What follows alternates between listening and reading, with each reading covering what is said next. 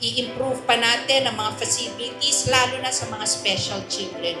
Napansin ko kulang ang pagtulong sa ating mga kabataang, mga solo parents na may problema ang mga anak.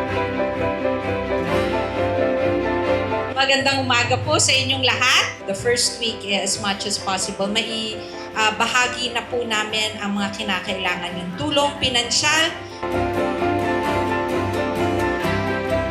Ako po si Giancarlo Tonelada, taga Sinay, Tarlac City. So, nakareceive po ako ngayon ng financial assistance para sa aking anak na nagkaroon ng sepsis nung siya'y napanganak sa Tarlac Medical Center.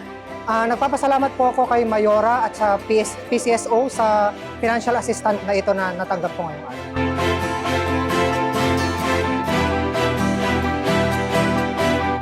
Ano ba ang ginagawa natin pagdating sa mga programang maliban sa pagbigay ng medical assistance, ng financial, pag nagkasakit ang ating mga kababayan? Kanina nasa radyo ko, di ba? Ubo, sipon, seasonal yan. Pero yung mga chronic diseases, diabetes, hypertension, mga gout, o anong tinatawag dito? Ito po yung tinatawag naming lifestyle diseases. Po si Eduardo Robles, taga Tarlac City. Nandito po ako sa ibinigay na tulong po ni Mayor Susan Yap. Malaking tulong po yun. Iwas po, mga anak nyo, sabihan nyo ng mga processed food. Kailangan ko ng katulong. Hindi ko kayo kasama 24 hours. Pag bawal dapat.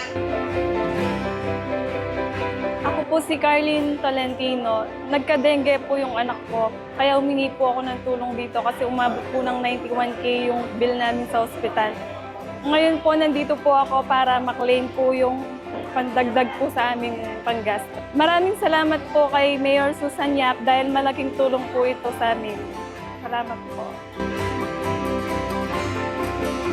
Tatlong bagay nga sabi ko. Alagaan ng katawan, ang kaisipan, at ang puso para masaya ang buhay. Happy New Year sa inyong lahat. Marami tayong problema, pero hindi sa akin. Sa akin, ang tingin ko dyan, challenge. Pero hindi ko magagawa lahat to kung hindi ko rin kayo katulong. Maraming salamat po sa inyong lahat.